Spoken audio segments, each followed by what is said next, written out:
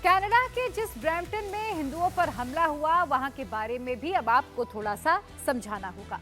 Brampton में 1,60,000 से ज्यादा सिख आबादी है, यानी कि यहाँ 25% सिख हैं। एक बार ये पूरा मैप देख लीजिए, समझ लीजिए कि कनाडा के ब्रैम्पटन का जो धर्म कांटा है वो कैसा है। ब्रैम्पटन जहां पर हिंदू आबादी है, करीब 17,000 से ज्यादा यहाँ पर हिंदू आबादी है, और यानी कि जो सिख परसेंटेज है, अगर मैं उसकी बात करूं तो करीब 25% यहाँ पर जो सिख हैं उनकी संख्या है।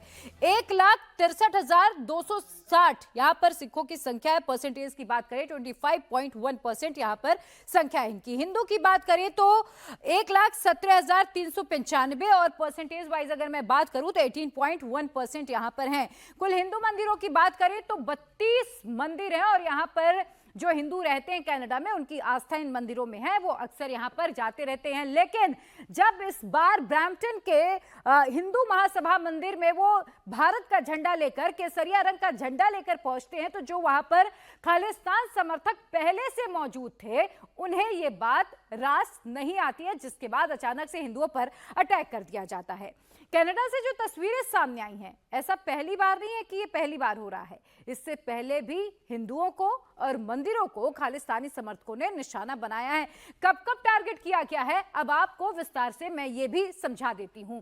तो देखिए, नवंबर 2024 ब्रैम्पटन खालिस्तानियों का मंदिर पर अटैक हुआ। ये मैं आज की बात कर रही हूं। जुलाई 2024 की अगर मैं बात करूं तो एडमॉन्ट BAPS स्वामी नारायण मंदिर में तोड़फोड़ कर दी गई थी, यहां पर भी अटैक किया गया था।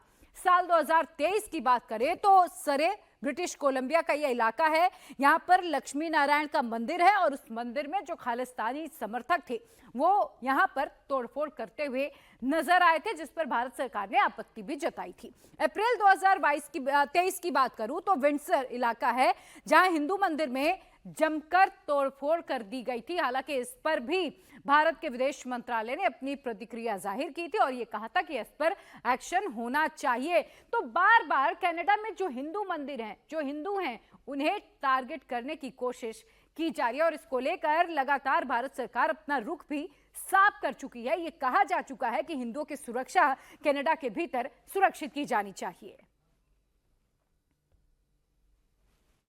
They violate the rules, they come inside the temple area, और वहाँ पे उन्होंने बहुत लोगों को उनसे हाथापाई की है, उसमें लोग इंजर्ड भी हुए हैं, पुलिस केसेस भी हुए दोनों तरफ। But as a community, Hindu community, Canada Hindu community, हमें सबसे बड़ी दिगा है कि लोकल पुलिस ने वहाँ परमिशन दी। तो ऑलरेडी टेंट्स चल रहा है पिछले कुछ समय से, तो वो टेम्पल के जो दरवाजे है, जो डोर है, उसके आसपास क्यों दी? They can give a permission to protest other side of the road. Attack में ब्रैम्पटन समेत पूरे कनाडा के हिंदू गुस्से में आ गए। भारतीय मूल के कनाडाई सांसद चंद्र आर्य ने यहां तक कह दिया कि इस बार खालिस्तानियों ने रेड लाइन को पार कर दिया है। फिलहाल पुलिस इस पूरे मामले की जांच कर रही है, लेकिन कहा यह जा रहा है कि यह हमला पूरी तरह से सोची समझी साजिश के तहत ही किया गया है।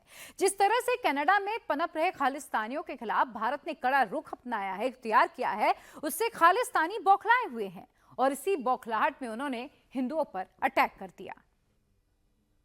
जो पिछले दिनों खबरें आ रही हैं, कनाडा में जो हालात बने हुए हैं, ये एक किसी मजहब की बात नहीं है।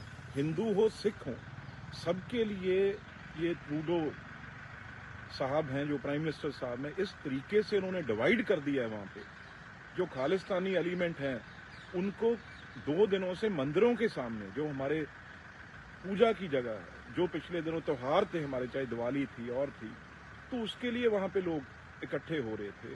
तो खास तौर पे हर जगह इस आदमी ने कि हिंदुस्तान के लोग और पंजाब के खास तौर पे लोग वो पीसफुली वहाँ पे रह ना सकें, यहाँ से उनके बच्चे ना जा सकें, फैमिलीज ना जा सकें, उसे रोकने के लिए, ये खास तौर पे डिस्टर्ब करने के लिए ये कुछ खालिस्तानी, जो किसी के नहीं है, ना हिंदुओं के ना सिखों के, लेकिन आप देखिए किस तरीके से उनकी पुलिस, बिल्कुल ट्रूडो साहब की जो पुलिस है वो खालिस्तानियों की पक्ष में खड़ी दिख रही है।